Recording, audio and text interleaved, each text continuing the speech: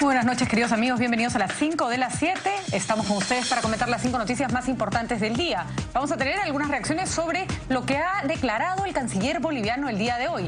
Hay algo que no está funcionando bien en el pedido, en los intentos de traer a Martín Belaúnde Locio al Perú. Porque mientras en la mañana el procurador Segura sustenta un caso de extradición frente a la justicia peruana, por la tarde el canciller boliviano dice, bueno, si quieren que se los entreguemos por expulsión, entonces dejen de pedir que se le extradite. Total, el señor Segura tiene claro lo que está haciendo, sí, no. Parece que entre que Chile, que no nos contesta, y Bolivia, que cada rato sale con una versión distinta, nuestros vecinos no están con muchas ganas de colaborar con nosotros. Pero esa es simplemente una de las tantas noticias del día de hoy. Vamos a leer nuestros titulares para que sepamos cuáles son las otras. La primera noticia, la presidenta del Consejo de Ministros, Ana Jara, celebró hoy el civismo de la población de Andahuaylas, cuyos dirigentes suspendieron el paro regional, con lo cual se normalizó las actividades cotidianas como el libre tránsito de los vehículos. La segunda, Solidaridad Nacional viene analizando la posibilidad de plantear ante el Jurado Nacional de Elecciones y el Tribunal Constitucional un pedido de interpretación única a fin de establecer si la actual ley de no reelección alcanza a las actuales autoridades edilicias como Luis Castañeda Locio. La tercera, la red criminal de Rodolfo Orellana, dedicada al tráfico de terrenos y lavado de activos, alcanzó una defraudación al Estado por un total aproximado de 564 millones de soles, de acuerdo con el informe preliminar de la Comisión Parlamentaria que investiga los negocios del abogado. Contrariamente a lo que se cree, en el Perú no existe déficit de efectivos policiales porque tenemos una policía por cada 286 habitantes.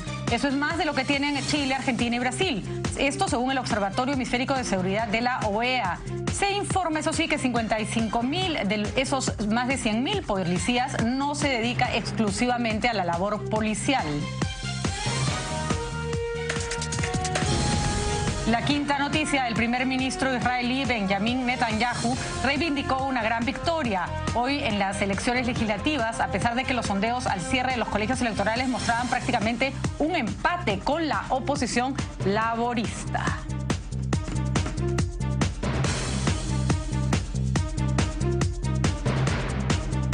Bueno, ustedes se preguntarán por qué a veces el programa se demora un poco en empezar.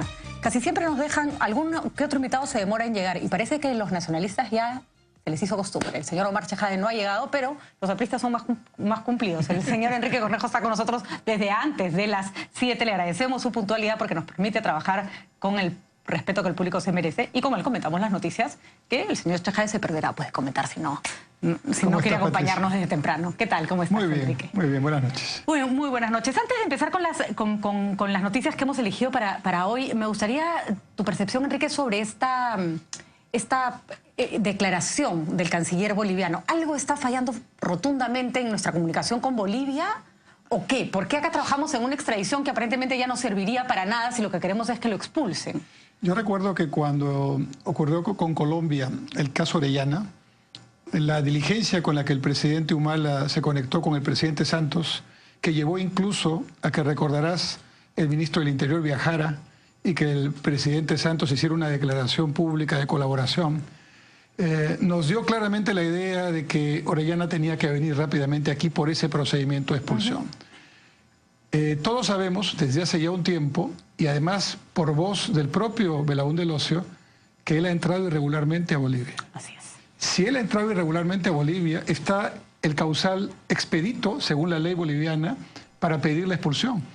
Lo dijo el propio presidente Evo Morales al inicio de todo este tema. Fue lo primero que manifestó. Además, correcto. Entiendo, Enrique, que no se necesita una investigación, no sé, pues de 3 meses para saber si entró o no de manera irregular. Sí, claro. ¿No? Eso es un trámite más o menos sencillo, ¿no? Sí, pero revisas tus fronteras, ves tus libros de ingresos, ¿no? El tema ya no necesita investigación. El propio Belaúnde Locio lo ha confirmado.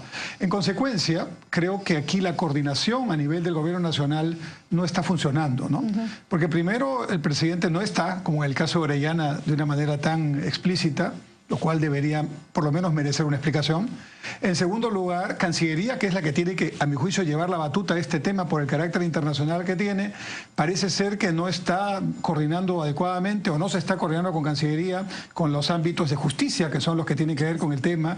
Ya es el segundo autogol de Cancillería, porque que Chile te deja esperando una respuesta ya también. Sí. O sea, hay algo en las relaciones internacionales que no están funcionando. Pero en este caso en particular hay algo más que las relaciones internacionales. Hay como una especie de... yo no estoy tan interesado en que esto se produzca de una manera tan diligente y eso me parece que es grave. De hecho, hay una serie de señales a lo largo de este proceso que nos dejan por lo menos suspicacias, ¿no?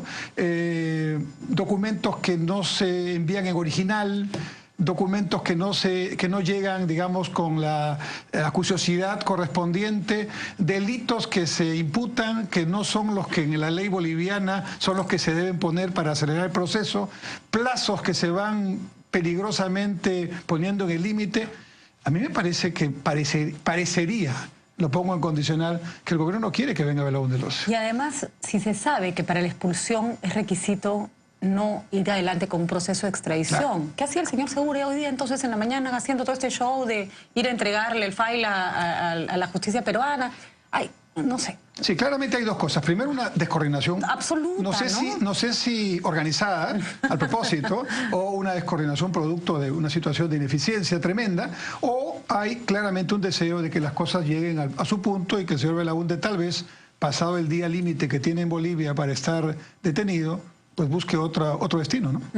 Claro, es una especie como de tontearnos, ¿no? Claro. Ahora, claro, antes por si acaso estoy trabajando, pero bueno, yo no tengo la culpa si esto no... Han salido a decir que ya hay un país que se ha comprometido a no recibir a Martín Belaúnde del Ocio.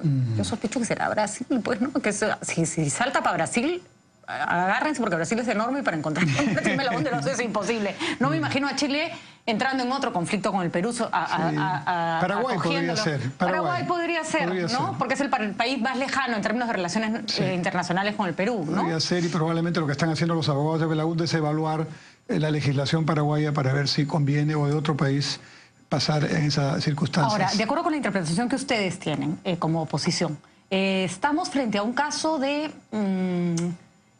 negligencia peruana o boliviana? Porque ojo que la posición de Bolivia también es como confusa, ¿no? Es verdad que ha hecho lo que tenía que hacer, ¿no? Le ha negado el refugio, pero tampoco dicen con claridad qué es lo que esperan del Perú, ¿no? Pero en todos los casos lo que han dicho es por si acaso, yo estoy abierto, pero la parte peruana no hace lo que tiene que hacer.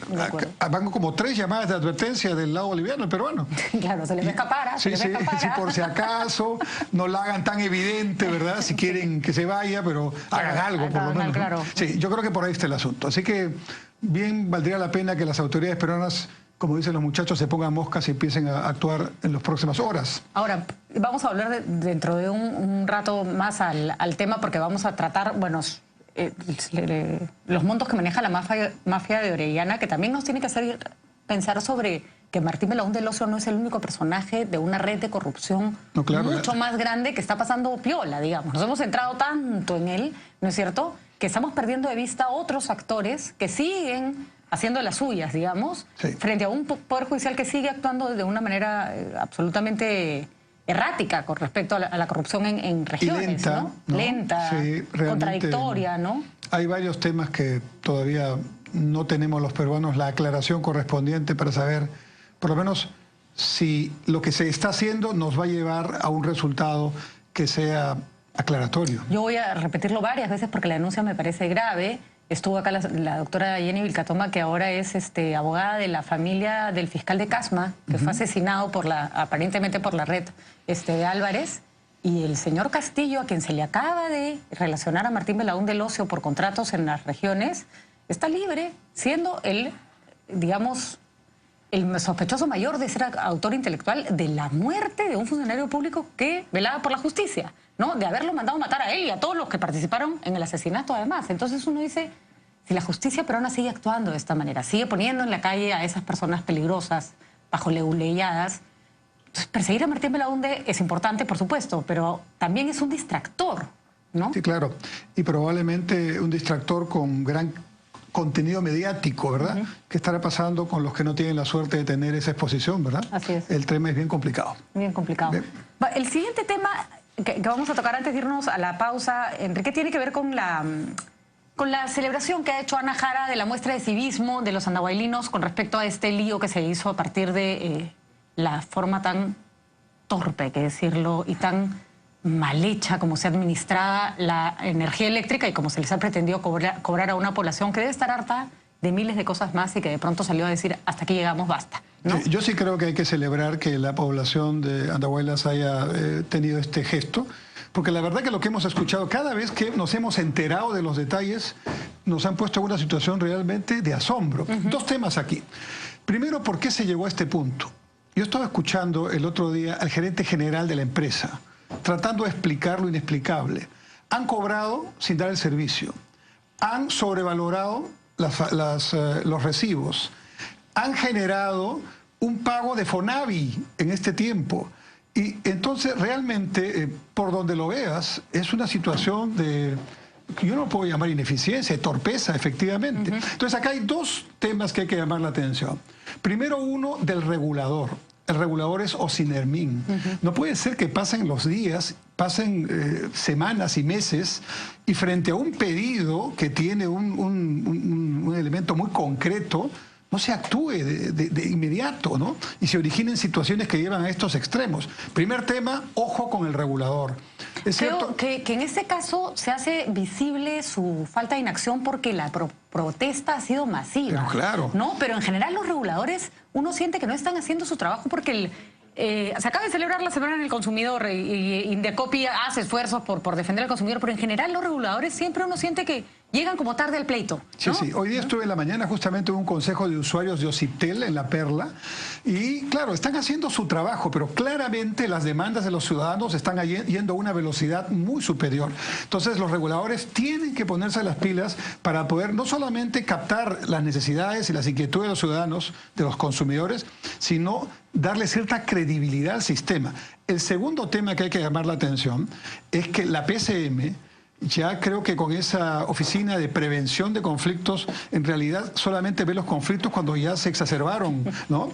Creo que hay que hacer algo superior. Creo que hay que hacer una gestión integral de riesgos en el Estado peruano, que significa mirar esto estratégicamente y tener las luces ámbar a tiempo para que las luces rojas no lleguen. Y el Estado tiene que tener esa información a tiempo y actuar concurrentemente y no cuando el tema ya se salió de control. Agradecemos la llegada de Omar Chejade. Te he regañado al aire porque has llegado tarde. Sí, disculpas del caso a Enrique, a ti, Patricia. Nos imaginamos el tránsito de siempre. Sobre todo hay un partido de fútbol en estos momentos. Entonces, es verdad, el Cristal contra el Racing, por lo menos que gane el Cristal, si te han hecho llegar tarde, ¿no? Lo mínimo. Estuvimos esperándote porque siempre nos gusta mantener el balance, sí, claro, ¿no? Si no, todo puede parecer sesgado hacia un lado. Es importante lo que dices, Enrique, y me interesa mucho la opinión de Omar, porque hay que reconocer una cosa. Al gobierno aprista no se le hizo fácil controlar los conflictos sociales tampoco, ¿no? Porque no es fácil, pues, ¿no? Y sí estamos frente a un poblador o a un ciudadano, a un vecino, a un peruano más empoderado, ¿no? Ya no se trata de 4 extremistas que los asusan. Yo creo que nunca fue así, la verdad. Si no se trata de gente que dice, bueno, ¿no? El Perú avanza, esto mejora, y yo ¿por qué tengo que seguir viviendo como si estuviéramos en plena época del terrorismo y la crisis de los 80? Y hay zonas donde todavía se vive así, ¿no? Y por eso, Patricia, en este gobierno se aprobó la ley de consulta previa. Cierto que todavía faltan algunos mecanismos para ir implementándola, para ir mejorándola, pero creo que eso fue un logro de este gobierno, porque claro, nosotros estamos absolutamente de acuerdo con las protestas ciudadanas siempre que se respete el Estado de Derecho, siempre que estas protestas sean pacíficas, sean movimientos productos de los descontentos, y en este caso evidentemente ha habido un descontento contra esta empresa eléctrica y yo creo que, como bien ha dicho Enrique, probablemente los entes reguladores como Ocinermin se han demorado en darle una solución y se ha esperado 5 días. Yo creo que muy bien ha hecho la ministra, la premier Ana Jara, en acudir, en un poco hacer una especie de tregua, y creo yo que las demandas de la provincia de Andahuaylas, fundamentalmente de los pobladores de Andahuaylas, de una de las provincias más desoladas del país, son absolutamente justas. Yo creo que esta tregua tiene que servir un poco para reflexionar, para que los entes reguladores de alguna manera sienten cabeza que no solamente el Perú es Lima, y poder de alguna manera tratar de mejorar su situación. Pero era interesante lo que planteaba Enrique, no solo una oficina de manejo de conflictos, porque eso es como sentarte a esperar que estalle el desastre para ver cómo lo arreglas. Ojo, no digo este gobierno. En todos existió el mismo sistema, sino una especie de gestión, ¿no es cierto?, sí, previa. Y hay una experiencia ya, mira, en los bancos, a mí me tocó en el Banco de la Nación experimentar por obligación internacional la creación de una gerencia de riesgos. Y todos los bancos ya lo han hecho. Porque Basilea, que es el marco en el cual se mueve este tema a nivel bancario, obliga que cuando hay un crédito no se evalúe solamente la implicancia del crédito, el proyecto, la empresa, sino la persona. ¿Cómo es la persona? Si es una persona que tiene, digamos, una estabilidad emocional, cómo está su salud. Y uno dice, pero yo quiero tomar un crédito. No, es que el riesgo hay que manejarlo integralmente y un Estado tiene que hacerlo. Mira, voy a poner un ejemplo a propósito de la consulta previa. El otro día estaba en una reunión con los 5 dirigentes máximos Aguajún, precisamente los que estuvieron en el tema de Bagua, lamentablemente. Ellos estaban viniendo a Lima por un tema puntual. ¿Cuál es el tema? El Ministerio de Educación ha decidido, me imagino que con un buen criterio, elevar el nivel de los directores de los colegios. Sí. Y resulta que a los colegios de la comunidad Aguajún los han dejado sin 300 directores, que no cumplían aparentemente el requisito. Claro. Pero ¿qué pasa? Estos directores ya habían ganado ser bilingües. Y el pedido, el único pedido que tiene la comunidad de Aguajún es que su educación sea bilingüe para que no pierdan su cultura, su historia. Y se estaban quedando sin 300 directores que mal o bien ya habían logrado esa característica bilingüe por 300 nuevos que no hablan su idioma. En consecuencia, ese detalle ya iba a producir una circunstancia de conflicto, simplemente no los iban a recibir. Y estoy segura que el ministerio no la vio, porque es normal que en un mapa enorme no te des cuenta que ese cambio que acá tiene sentido, acá no lo tiene tanto. Entonces, ¿no? Mi punto es, debería haber algún sistema que le permita al ministro, al presidente, a la presidenta del Consejo de Ministros, quien tenga a su cargo, a tiempo tener esta señal y actuar con el ministro correspondiente para evitar un conflicto. La Defensoría del Pueblo tiene un mapa de conflictos interesante, porque te dice, este está activo, este no pasa mucho, este está como me da risa porque parece la actividad de los volcanes, ¿no? Con distintas alertas. Y en realidad yo creo que lo que pasa es que esperamos que esté activo el conflicto para operar sobre él, ¿no? Sí, yo creo que la Defensoría del Pueblo juega un papel importante y yo pienso que el presidente, en este caso presidente del Consejo de Ministros, lo mismo, como un ente de coordinación, no solamente, como tú bien dices, Patricia, Enrique, esperar que sucedan estos conflictos, sino prevenirlos, ¿no? Como una especie de mapa de conflictos. En el Perú tenemos cientos de conflictos, ¿no es cierto? De diferente índole, de diversidad distinta. Muy locales que ni nos enteramos, porque no apuntan al gobierno central. Microregiones que incluso a veces ni siquiera los propios gobiernos regionales se enteran a tiempo. Y yo pienso que Defensoría del Pueblo, junto con el Ministerio del Ramo, en este caso de Energía y Minas, junto con la presidencia del Consejo de Ministros, y junto en este caso como Sinarmín, deben de alguna manera prever con anticipación lo que pueda suceder para evitar muertes, para evitar heridos, para evitar situaciones que nosotros no queremos y que ya han habido como Bagua, por ejemplo, el año 2008, me parece, 2009, ¿no? Pichana, que hace poco, ¿no? Hace 200. Además, porque finalmente no podemos resignarnos a convertirnos en un país donde los intereses de uno siempre van a generar el fastidio de otros, ¿no? O sea, la idea debería ser, y para eso la consulta previa, ¿no? Y siempre es posible, lo dice los textos de Harvard, siempre es posible encontrar una comunidad de intereses. Siempre. ¿No? Pero hay que destacar a la ministra Najara. Yo creo que ha actuado bien, ha actuado respetando el Estado de Derecho, ha escuchado a las partes, ha propiciado la tregua y esperemos que le vaya bien en los próximos días, ¿no? Y yo creo que fundamental, un trabajo hacia adelante es buscar espacios de concertación con los gobiernos regionales, porque mientras el gobernador, el presidente regional se sienta fuera de esta ecuación, ¿no? Se sienta parte del conflicto y no de la solución, no se llama gobernador regional. Yo tengo un planteamiento allí a propósito que el Congreso está tan diligente en hacer muchos cambios en el tema electoral. ¿No les parecería mucho más útil que los presidentes, no los alcaldes, porque los alcaldes tienen un manejo más local, ¿no es cierto? Pero que los presidentes regionales, que tienen los gobernadores regionales, que tienen una actuación más macro, regional, pero macro, educación, salud, políticas de Estado, debería empalmar en tiempo y en acción con el gobierno nacional? A mí me parecería que deberíamos apostar, es un cambio también constitucional, ¿no es cierto?, que tenga el periodo electoral del gobernador regional el mismo de que el gobierno nacional y el Congreso.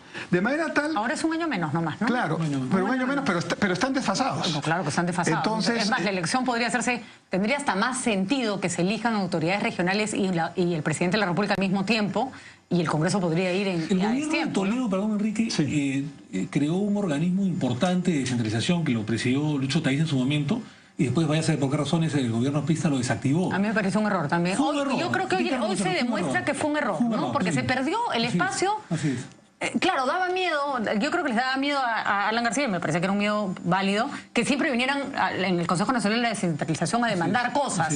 Pero yo creo que eso era parte de probablemente de una forma de trabajo inicial, ¿no? Que debía ser implementado. Bueno, así es. Por razones de repente políticas eso se desactivó, ideológicas, vaya a saber. Pero creo que no es una mala idea que mañana más tarde esto se pueda reactivar nuevamente, ¿no? Porque yo creo que de por medio está la paz y la tranquilidad y el Estado de Derecho del Perú, ¿no? Sobre todo que los gobiernos regionales sepan que hay un momento y un espacio para mirar todos hacia el mismo lugar y no venir a tocar la puerta a Palacio cada vez que tienen un problema, ¿no?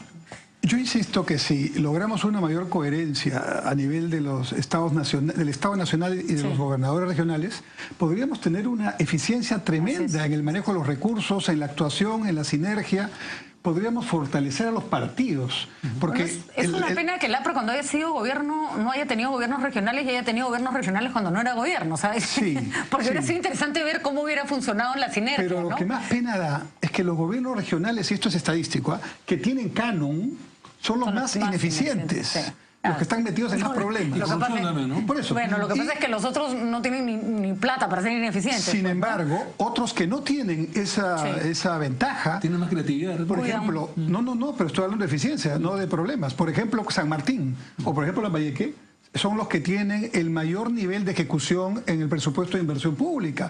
Entonces quiere decir que aquí hay un tema claramente que hay que encauzar para que estos gobiernos regionales puedan hacer, porque con los recursos que tienen, unos resultados mucho más adecuados para su población. Y eso es estabilidad democrática, eso es institucionalidad, eso es darle a la política un sentido un poco más de, digamos, de fuerza y de credibilidad para que no surjan estos... radicales que empiezan a plantear cosas que ya no vienen al caso, ¿no? Por supuesto. Bueno, interesante la conversación sobre lo que ha sido el manejo en Andahuaylas. Volvemos con la siguiente noticia que creo que a todos nos tiene un poco desconcertados. El partido del señor Castañeda está planteando una especie de interpretación única o auténtica para que esta no reelección de alcaldes no les llegue a los que en este momento están en ejercicio. Volvemos con esa noticia y otra.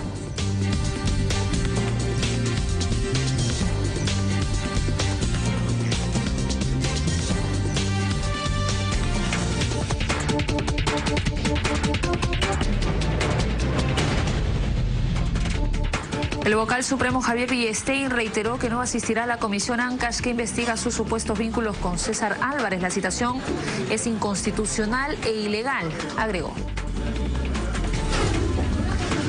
En conferencia de prensa, el canciller boliviano David Choquehuanca declaró que no pueden expulsar al empresario Martín Belaúnde del Ocio debido a que existe un pedido de extradición pendiente por el Perú. La Cancillería expresó su rechazo al indebido aprovechamiento del aniversario del nacimiento de César Vallejo por simpatizantes del grupo terrorista Sendero Luminoso. Indicó que se ha instruido a la Embajada de Perú en Francia para que la policía investigue lo sucedido. Desde Andahuaylas, la primera ministra Najara dijo que el gobierno cumplirá los compromisos asumidos con la población y pidió al Congreso aprobar un proyecto de ley que amplíe la cobertura de las tarifas sociales en el sector energético.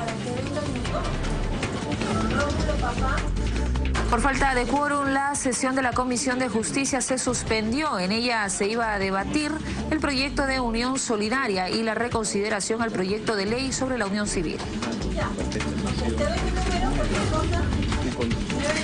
El cantante Romeo Santos compartió en su Twitter la primera imagen de su participación en la 7ª entrega de Rápidos y Furiosos.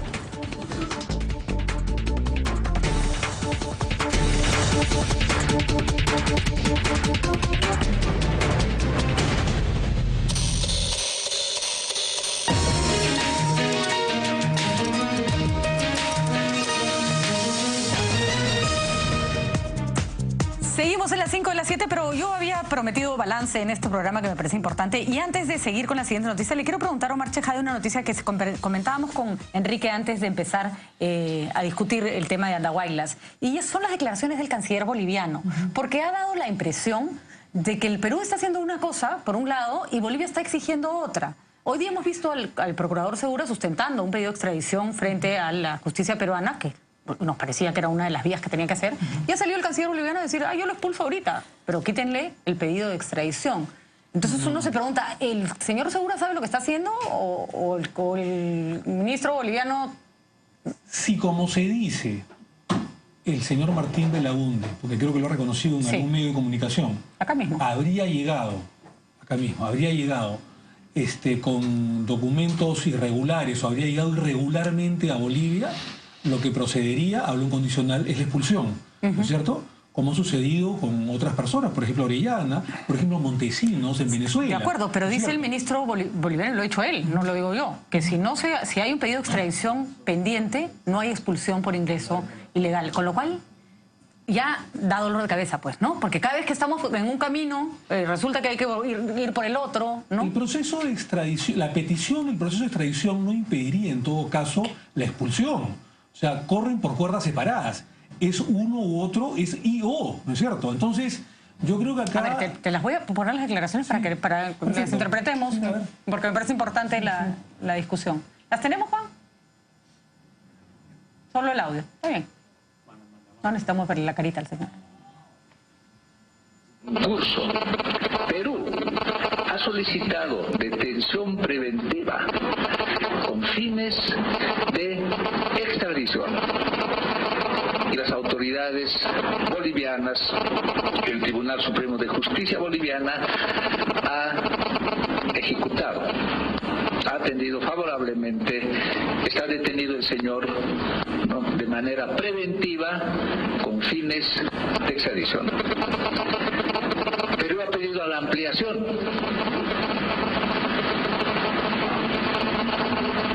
de esta detención preventiva por 60 días. No procede, digo, porque las autoridades judiciales peruanas, ¿no?, tendrían que retirar primero esta solicitud de detención preventiva.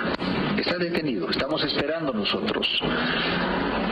Por un lado, que puedan formalizar, ¿no?, Perú, porque nosotros hemos detenido. Perú lo que tiene que hacer es formalizar la extradición o levantar la extradición. No está claro. No está claro lo que dice. Pero sí es lo que yo te estábamos reproduciendo. Se le ha dicho que hay que retirar el pedido de prisión preventiva para la extradición para que proceda la expulsión. Por partes.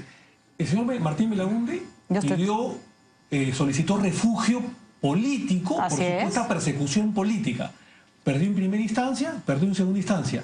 Al perder en segunda instancia, ya ni siquiera interesaría la detención preventiva del señor Martín Belaúnde, lo que correspondería en todo caso, al haberse comprobado por reconocimiento propio y expreso del propio Martín Belaúnde que ingresó de manera irregular, es la expulsión. Eso es lo que correspondería. Ahora, el procurador Joel Segura ha hecho bien, porque es lo que tiene que hacer, es solicitar, primero ante el Poder Judicial peruano y luego, a través del gobierno, el pedido de extradición al Estado boliviano, porque esa es su obligación, ese es su deber legal como procurador, como defensor del Estado peruano, como abogado del Estado. O sea, él no hace mal en armar el cuadernillo de extradición y tramitarlo primero ante el Poder Judicial peruano y luego ante el Poder Judicial boliviano. De acuerdo con tu interpretación, Omar, el Choquehuanca está equivocado. Pero por supuesto. Ya, o sea, pero... No sabe lo que dice. Pero es terrible, porque es la posición de Bolivia. No, pero ojo, ¿quién es Choquehuanca? Sí, claro. Choquehuanca no solo es el canciller, claro, es el hombre más importante después de Evo Morales en Bolivia. Y claramente nos está diciendo qué es lo que el gobierno boliviano piensa hacer. En consecuencia... estando o no en razón, yo creo que aquí hay que ponerse en el lado peruano con la agilidad suficiente. Si eso es lo que quiere, bueno, o sea, yo sé Estado peruano todo bien. Yo sé que Cancillería ha hecho como 3 pedidos de expulsión, ¿eh? No es que no haya pedido, pero ahora me parece que lo que tenemos que hacer es insistir en la expulsión Y tal vez hacer un gesto especial, como se hizo con Orellana, para quitar esta suspicacia que con Orellana sí había gestos especiales y con Martín Belaúnde no hay ninguno, ¿no? Y para lograr que este señor venga rápido. No, lo que te quiero decir, Carlos Enrique, lo que te quiero decir es que una solicitud de extradición de ninguna manera invalida o ilegitima el pedido de expulsión. De acuerdo, lo que pasa es que lo tienen que tener claro los bolivianos, si no acá nos vamos a quedar sentados hasta la vida, esperando que llegue Martín Belaúnde. Acepta los pedidos, esa extradición o expulsión, es porque está en Bolivia. Y porque está en Bolivia, pues, no, o sea que tal vez... Lo comentábamos antes del programa, entre Chile, que no nos contesta una nota que le hemos dado pidiendo explicaciones sobre el caso de espionaje, y Bolivia, que cambia de versión cada semana sobre la extradición de Belaúnde del Ocio, la verdad que nuestras relaciones internacionales parecieran estar bien flojas. ¿Qué pasa, Patricia? Que cada extraditable, cada persona que huye sabe a qué país va o a qué país ancla, por así llamarlo, ¿no es cierto? Cuando, por ejemplo, Fujimori fue a Chile, sabía por qué fue, ¿no? Porque Fujimori de alguna manera sabía que los empresarios chilenos habían invertido en el Perú, porque el tratado de extradición en ese momento no estaba muy claro, y porque aparte de los principios extradicionales, en Chile se necesita una especie de indicio racional o razonable de culpabilidad. Si Fujimori hubiese ido, por ejemplo, a otro país, llámese Argentina, Colombia, Estados Unidos, España, Fujimori hubiera venido por todos los delitos en los cuales se le encausaba en el Perú. Pero no vino por todos los delitos, vino por la mayoría, no los principales, por una razón sencilla. Porque Chile, además de exigir los principios extradicionales normales, exigía una valla más alta, un estándar más alto, que era indicios razonables de culpabilidad. Es decir, el juez chileno se convertía no solo en juez extraditor, sino en juez juzgador. Porque Chile tuvo su Pinochet, ¿no? Así es. Entonces sabía por qué Fujimori se iba a Chile. Claro. Y me imagino que en el caso de Belaúnde lo mismo, ¿no? Lo concreto es que el canciller o el ministro de Justicia tendrá que estar hoy en La Paz o mañana, tratando de hablar con el gobierno boliviano. Toma su palabra, señor. Aquí está el documento. Aquí está el avión listo para llevarlo al señor. Porque es verdad, porque al señor Segura se le ve un poco huérfano en esta historia, ¿no? Y se le ve bien intencionado y haciendo su tarea, pero si le dicen de Bolivia tu tarea es equivocada, la verdad que muy poco. Es un tema diplomático y el presidente Ollanta conversó con Evo Morales, es un tema de Vox Populi, una noticia que la sabe, digamos, toda la opinión pública, para que el señor Martín Belaúnde se ponga derecho. O sea, ya el presidente de la República hizo lo suyo. No, porque además al presidente Ollanta no le conviene que Belaúnde del Ocio no venga. O sea, en un sentido para algunos le conviene, pero en un sentido de imagen, último año de su gobierno, siempre va a quedar siempre como una mancha, ¿no? Le conviene que Martín Belaúnde se quede en Bolivia para que ella ya venga. Ahí está pues la colusión que hay. Si no hay nada que esconder, lo peor que le podría pasar al presidente Ollanta es que no venga Belaúnde. Y que si hay algo que esconder, bueno, ya todos sabemos. En el caso de Martín Belaúnde, su culpabilidad o inocencia, porque hasta el día de hoy vige, para cualquier ciudadano, pese a lo que se ha dicho, el principio de presunción de inocencia. Veremos si es culpable o inocente. Ya, pero prófugo con principio de presunción de inocencia, ¿no? No podemos olvidar que es un prófugo de la justicia. Con Orellana hubo un avión peruano que viajó inmediatamente con un ministro peruano a Colombia. Sí. Así debería haber un avión en La Paz mañana. Es decir, señor canciller, tomamos su palabra, aquí está el pedido, aquí está el avión, facilítenos el asunto, lo digamos en este momento a señor Belaúnde. Y todo está en ese sentido. Habíamos caminando. adelantado el tema, ya esto sí le podemos dar curso rápido, porque además Omar ha estado en justamente la aprobación de esta ley. Es un poco... No sé qué le pasa al señor Castañeda, ¿no? Se ha sentado en la silla del alcalde y se le han subido los humos como si nunca hubiera sido autoridad. Borra murales, saca flores, o sea... Ni siquiera son... Esto en los zapatos, que en paz descanse, no quiero profanar su memoria, del señor Torres y Torres Lara, ¿no es cierto? Famoso autor de la interpretación auténtica sobre la reelección de su Fujimori, ¿no? Así es, porque quiere que la ley de la no reelección no les alcance. Al señor Castañeda le rogaría que se documente un poco más, se lo digo con todo respeto, que lea el proyecto de ley, pero sobre todo que lea la exposición de motivos, ¿no es cierto? Evidentemente esta ley alcanza a las autoridades actuales, vigentes, que han salido elegidas en noviembre o en octubre pasado. Por eso no hubo ninguna duda. ¿No es cierto? Acá no es que esto va a regir recién para el 2021. No. Esto rige a partir del 2018. Es decir, para las autoridades que han sido elegidas el 2014, el año pasado. Y me imagino que eso fue tema de discusión en el Congreso, si debía o no debía acogerlos, ¿no? Hubo consultas que se resolvieron por los especialistas en ese momento. Nosotros intervinimos dentro del debate parlamentario y en los medios de comunicación, y además intervino el presidente de la Comisión de Constitución, el señor Yatas, señalando de manera clara, taxativa, y no hubo oposición de que este proyecto de ley, que es una enmienda constitucional, la primera reforma constitucional de esta gestión del presidente Ollanta, que alcanzaba a las autoridades que han salido elegidas el 2014. Y les guste o no, Solidaridad Nacional está sentada en ese Congreso y pudo ponerse en su momento, pudo ver la manera, ¿no? Esta no parece la forma, Enrique, ¿no? Sí, realmente yo desearía que el alcalde, por obvias razones, por lo que ocurrió en la campaña, esté en otra posición, esté haciendo lo que esperábamos que empiece a hacer, obras, que empiece a hacer propuestas, que tenga una visión de Lima.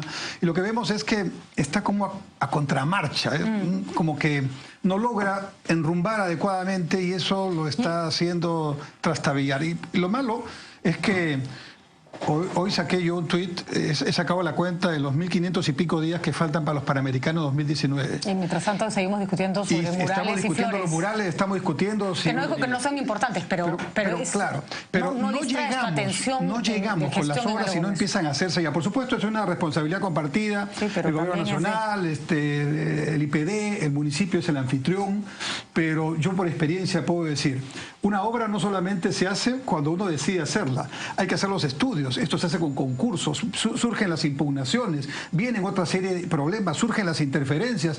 Una obra que debería hacerse en 1 año y medio termina haciéndose en 3 años. Y creo que haríamos un papelón si terminamos perdiendo la sede por ineficiencia, porque no solamente se trata de hacer obras tan importantes como la Villa Olímpica, que es muy importante porque ahí hay que albergar a casi 7.000 deportistas, y entiendo que se habría pensado en el cuartel Hoyos Rubio, pero entiendo que hasta el momento no se ha tomado la decisión. Y hay que ver obras como el Estadio Olímpico, que entiendo sería el Estadio de San Marcos, pero sobre eso todavía no hay una acción, ni una sola acción. Y por supuesto las vías, porque vamos a tener vías deportivas y estadios, pero los atletas van a llegar tarde a todas las competencias. Van a perder por walkover, ¿no? Por el tráfico. Entonces creo que tenemos que resolver ese problema. Y la verdad, a mí me hubiera encantado que alguien como Enrique o una persona que no fuera de este pleito que ya parece que nos va a volver locos a todos entre Susana Villarán y Castañeda fuera elegido alcalde. ¿No? Porque la ciudad va a desaparecer entre yo pongo mi flor, tú sacas tu flor, yo pinto tu mural, tú pones mi mural. O sea, es lamentable porque Lima estaba avanzando. Está mejor, estaba avanzando, ¿no? No sé si a todos les gustó la gestión de Villarán o no, pero la cosa es ir hacia adelante, ¿no? Y hay una sensación de que se está yendo hacia atrás. Hoy día con el tema de la reforma del transporte, de los corredores, en fin.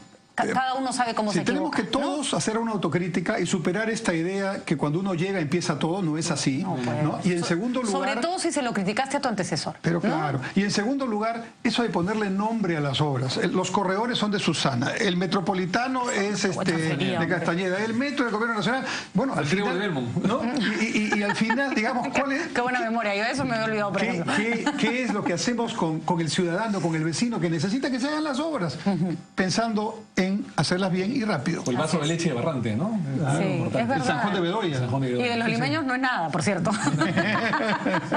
Solo el laberinto. Bueno, vámonos a una pausa y regresamos con la siguiente noticia. Solo la mitad de nuestra policía está en reales funciones. Por eso es que tenemos grandes problemas de seguridad ciudadana. No nos faltan policías. El régimen 24/24 está aniquilando la posibilidad de que la policía haga su trabajo como debe ser. Regresamos con eso.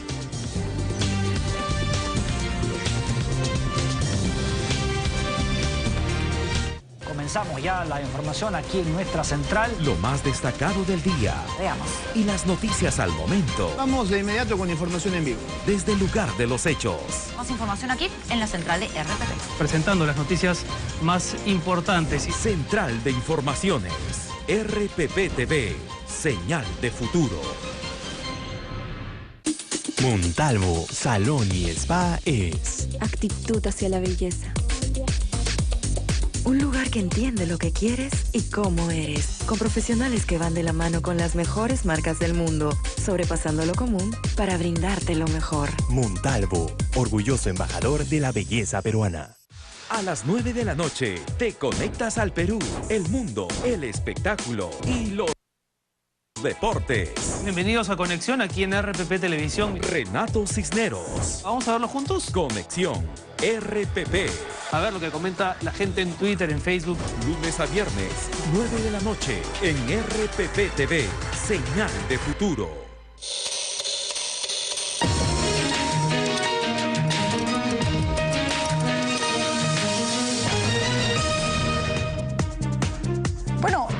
Se han hecho varios estudios al respecto y la constatación es siempre la misma. Si comparamos la cantidad de policías por habitante que hay en el Perú, es superior a la que hay en otros países donde la seguridad está bastante mejor, como Chile, por ejemplo, Brasil, Argentina, que tienen problemas de inseguridad, pero de pronto no tan altos como los nuestros. Según esto, lo dice nada menos que la OEA, o sea, lo dice un observador internacional. El problema es que la cantidad de policías que tenemos no está activo al 100%, porque el régimen de 24 por 24 hace que el policía trabaje un día completo para el Estado y otro día lo tenga libre. A mí la parte que más me preocupa es que no solo tenemos policías a medio tiempo, sino que el otro medio tiempo no están durmiendo, están trabajando en otro lugar. A mí me gustaría preguntar, ¿en qué momento descansa nuestra policía? Hace un tiempo, la Universidad Peruana Cayetano Heredia hizo un estudio del sueño, pero para los transportistas, y descubrió que los transportistas, sobre todo los interprovinciales, no dormían lo que debían y que incluso el chofer que va acompañando supuestamente de retén al piloto que está manejando, está durmiendo en condiciones inadecuadas, a veces hasta en la bodega del vehículo. Claro, como y concluyó que mejor debíamos suspender el transporte interprovincial porque tenía un altísimo riesgo solo por falta de sueño.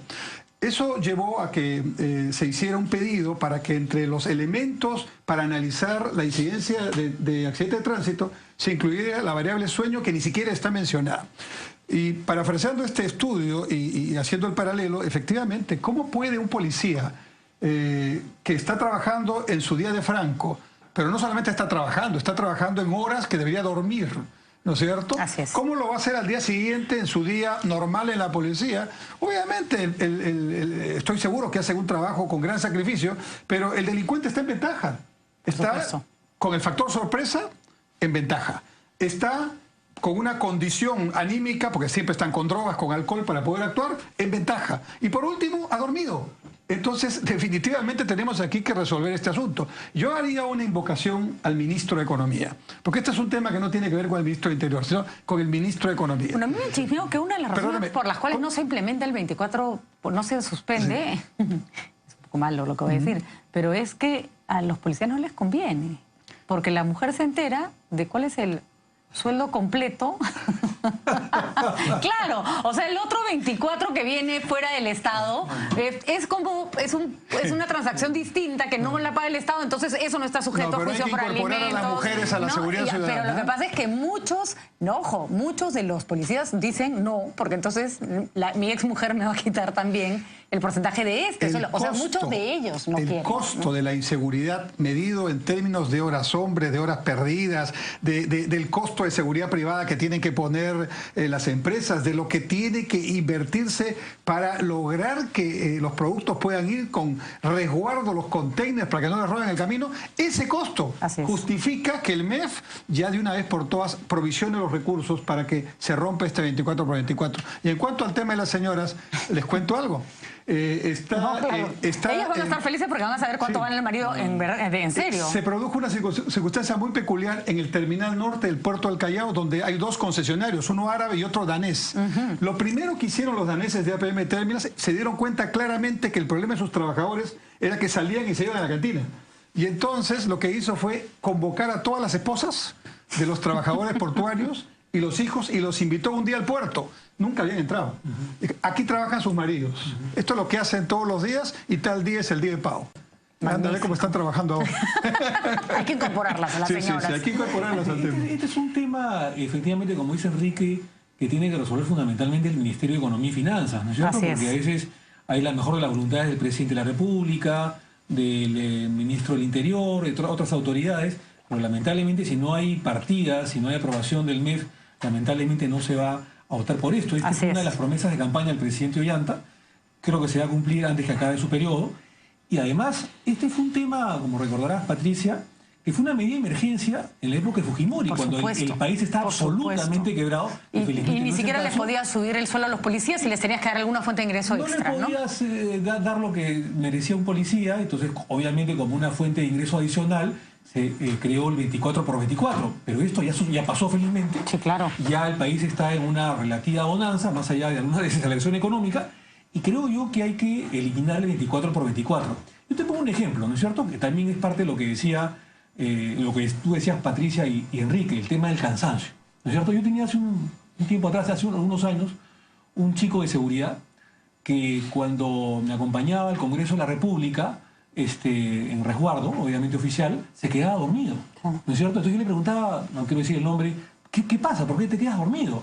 Me decía, lo que pasa que yo hago 8 horas de trabajo en mis horas libres al Escuadrón Verde, en el Escuadrón Verde. Exactamente. Y lo hacía de madrugada y lo que hacía era boletear. O sea, después de, trabajar las 8 horas en la madrugada para la municipalidad del Escuadrón Verde, se pasaba a trabajar, digamos, a mi despacho, a mi resguardo. Al final de cuentas, yo tenía que resguardarlo a él en vez que me resguarde a mí. Porque lamentablemente se queda dormido. Porque son personas que usan un día para trabajar como policías y otro día para trabajar para alguien más. Y repito, ¿cuándo descansan? Y te voy a dar un poco la voz actual de los policías, porque yo he conversado con mi gente de seguridad, u otros incluso, y les he preguntado sobre ello. Ellos no quieren que el Estado se encargue de eliminar el 24 por 24. ¿Sabes por qué no quieren? Más allá del tema de las mujeres, ¿qué puede ser una de las causas? ¿Qué puede ser una de las causas? No lo sé.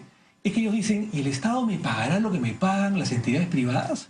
O sea, ¿el gobierno o el Estado me pagará? ¿Me subirán el sueldo algún día? Me subirán el sueldo porque ellos ganan prácticamente otro sueldo más trabajando su día libre, que les pagan 100 soles o 120 soles diarios el día que trabajan para una entidad privada. Llámense banco, llámense restaurante, lo que fuese. O grifo, lo que fuera. Entonces, si uno suma los 100 soles o los 120 o los 90 soles que ganan por día, ganan mucho más, no mucho más, un poco más que su sueldo mensual. Entonces ellos dicen, gano, vamos a suponer, si ganan 1.300 soles en la policía o 1.400, gano un total de 2.800 o 3.000 soles.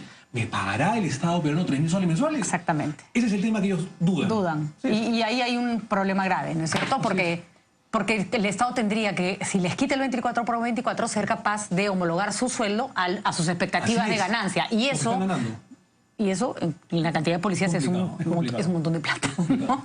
O sea, hay que preguntarle al ministro Segura si está con ganas de abrir el tema. Y asumido el tema, hay que componer el asunto con los otros elementos. Porque lo cierto es que de pronto necesitas no una masa policial tan grande, ¿no es cierto? Sino menos policías, mejor pagados y que descansen. Hay otras acciones que se pueden hacer, liberar policías que están dedicados. ¿De qué nos sirve tener todo este número que a medio tiempo? Tengan vida familiar. Porque al trabajar un día en el Estado y otro día en entidad privada, casi no tienen vida familiar. Nunca ven a su familia. Sí, pero liberar policías también, que son profesionales, que se han preparado para una tarea específica de combatir el crimen, de tareas administrativas, y yo incluso pensaba en la campaña también, de tareas como el tránsito, ¿no? De manera tal que esos policías vayan a agarrar delincuentes. Y en penales trabajan 48 por 48, o sea, 2 días en los penales, que es bravo, es duro, y 2 días afuera. Complicado realmente. Vamos a ver qué solución se le da, porque lo cierto es que algo se tiene que hacer, ¿no? Ya venimos hablando del tema tantas veces, nadie dice que la solución sea fácil, pero no por difícil se va a seguir bypaseando. El último tema, solo quiero de ustedes un comentario breve, porque lo que está pasando en Israel no es un país más en el mundo, es un país que mantiene una posición estratégica en una zona muy convulsionada, y quien dirija los destinos de ese país puede o no incidir en la paz del mundo o no, así de sencillo. La campaña de Netanyahu ha sido agresiva, como yo pocas he visto. Como él, ¿no? Su imposición de ir a Estados Unidos, a pesar de que Barack Obama no lo quería ahí, lo que ha estado diciendo el día de hoy, están yendo a votar los árabes en masa, de una manera ya hasta racista, digamos. Pero tiene una izquierda que le da, una centroizquierda que le está, digamos, pisando los talones, no, porque no podemos hablar de un triunfo todavía, que da cuenta de un cambio del israelí. ¿No? Yo lamento, yo tengo, como de público conocimiento, tú sabes, Patricia, familia palestina, ¿no? Sí, soy origen árabe, tengo familia en Palestina, he sido presidente en su momento de la Federación Peruano-Palestina del Perú, y lamento lo que sucede allá, ¿no? Yo hubiese saludado el triunfo de la centroizquierda, digamos, del Partido Laborista, de Herzog, ¿no? Una figura joven, una figura todavía resplandeciente, ¿no es cierto? Porque lo que ha señalado Netanyahu es más de lo mismo, ¿no es cierto? Es como tú bien has dicho, un discurso belicista, un discurso que no quiere el Estado palestino, que es lo peor de todo, ¿no es cierto? Entonces, si queremos la paz, que es lo que nosotros profesamos, la paz, no eliminar a Israel, que son nuestros hermanos, nuestros vecinos. Y además porque ya no tendría mucho sentido. Lo que queremos es que haya un Estado junto al otro, que se respete con fronteras que ya las señalaron Naciones Unidas. Pero pregunto, antes había un Israel temeroso de un Estado palestino. Me refiero a israelíes, personas que viven en la zona. Creo que el tiempo está haciendo, por lo que he estado leyendo del tema, que ya no, que hay un Israel que sabe convivir con Palestina, que hay un israelí que sabe que mantenerlos en esta posición los vuelve más, o sea, más agresivos. Porque ¿no? hay que distinguir a todos entre más agresivos, el pueblo israelí. Así es. Y sus autoridades. Y hay personas geniales, pacifistas, que yo me saco el sombrero por ellos. Hay gente que quiere la paz, que se hermana con el pueblo palestino. Y lamentablemente el ejército que no quiere ni desea un Estado palestino. No sería primera vez que los pueblos y los ejércitos no están en coincidencia. Y la clase política israelí en general tiene a su superpartido dentro de las Fuerzas Armadas. O sea, el principal partido, digamos, fundamentalmente del Likud o de las fuerzas de derecha que gobiernan Israel, es la Fuerza Armada. Así es. Y los líderes políticos que son civiles han sido generales en antaño. Pero si no es esta vez... Este tipo de líderes en Israel no tienen mucho. Ojalá que el Knesset, para terminar, el Parlamento israelí, tenga una composición un poco más equilibrada. Porque no sé cómo han terminado las elecciones, hasta donde yo vi el sondeo en los cierres daba prácticamente un empate, ¿no? Netanyahu se supone que debe tener cierta ventaja. Pero una gran oportunidad, ¿no?, de que no haya un cambio en Israel, lamentablemente, en su política. Yo creo que aun cuando es difícil y por lo que se está mencionando, evidentemente parecería que no habrían algunos cambios importantes, yo creo que se dan condiciones regionales y mundiales para avanzar hacia un esquema de paz que sería lo mejor que nos podría pasar. El solo hecho de que Netanyahu llegue a Estados Unidos y el presidente de los Estados Unidos decide ni siquiera a darle una pelota porque este no es mi lío, es tu problema, a mí me dio un buena espina, ¿no? Dije... En todos los países hay halcones que andan buscando y negociantes de armas también. Pero la paz, mire lo que nos ha pasado trayéndolo al tema nuestro con Ecuador. Hace 20 años atrás... Nos odiábamos. Nos peleábamos todos los años. Y habían hasta frases muy ofensivas de un lado y del otro. Hoy día... trabajamos de una manera pero estrecha, vamos a hacer coordinaciones, integración en la práctica, está muy bien. La paz es lo mejor. Palestinos e israelíes son primos. Así es, por supuesto. Es como que nos estuviéramos peleando entre nosotros, bolivianos, chilenos. Los dos que son semitas se den la mano, palestinos e israelíes. Qué bueno tenerte acá, Omar, para poder escuchar tus palabras, porque creo que... Y yo sí... respeto mucho la causa palestina. Yo creo que todos los pueblos del mundo tienen derecho a ser reconocidos y a tener el territorio que además del cual han formado parte históricamente. Pero me decía Juan que antes de irnos, no sé si me das un tiempito, tenemos al ministro de Justicia, Freddy Otárola, en línea porque quiere darnos algunos alcances sobre lo que ha dicho, suponemos, el canciller Choquehuanca y cuál sería la respuesta del Estado peruano. Ministro Otárola, muy buenas noches. ¿Cómo está, Patricia? Primero hay que aclarar que no hay ninguna solicitud de extradición. En estos momentos la Corte Suprema está por resolver el pedido de extradición que se ha hecho a través de la Procuraduría y que lo hemos hecho con mucho esmero, con un perfil muy bajo, pero lo hemos trabajado y creo y tengo la esperanza que se declare procedente. Creo lo que está pidiendo el canciller boliviano se equivocó, es que retiremos la orden de detención. Sin embargo, de ser así, porque si está con orden de detención no podría ser expulsado. El pedido de detención, de ser así, vamos a tener que actuar muy fino para evitar pues posibles fugas entre la detención y el levantamiento de la detención y la deportación. Estamos actuando con mucha tranquilidad, con mucha mesura. Tenga plena certeza, nosotros continuamos con el proceso de extradición. Y si en algún momento se llegase a acuerdos ya concretos con el Estado boliviano, obviamente facilitaríamos y viabilizaríamos todos los mecanismos para que proceda la discusión. Porque hay un aspecto que resulta un poco confuso. Uno pide orden de detención para que no se le escape el prófugo, ¿no es cierto?, mientras se resuelve el trámite, cualquiera esta sea, que lo devuelva al país. Llámese extradición, llámese expulsión. A Orellana no lo dejaban caminar por Colombia libremente hasta que llegara la policía peruana, lo tuvieron retenido. ¿No es como poco complicada la figura que plantea Bolivia? Porque me retiran la orden de detención y yo se los devuelvo. Y si se les escapa en el interín, tampoco va a ser su problema. Claro, vamos a tener que actuar con mucha finura, con mucha tranquilidad. Pero lo que hay que decir es que la legislación boliviana dice que una vez rechazado el pedido del señor Belaunde, tiene 30 días para buscar dos cosas. Uno, que se regularice su situación, o dos, buscar migrar a otro país. Lo que obviamente no sería posible, pues tendría ya un pedido de extradición del Perú. Por eso es que vamos a actuar con mucha cautela. Esa solución ya la habíamos trabajado hace 2 o 3 semanas. Lamentablemente no hubo concierto con autoridades de Bolivia obviamente ellos en ejercicio de su derecho soberano a proceder. ¿Va a viajar como creen en su legislación, lo dicen?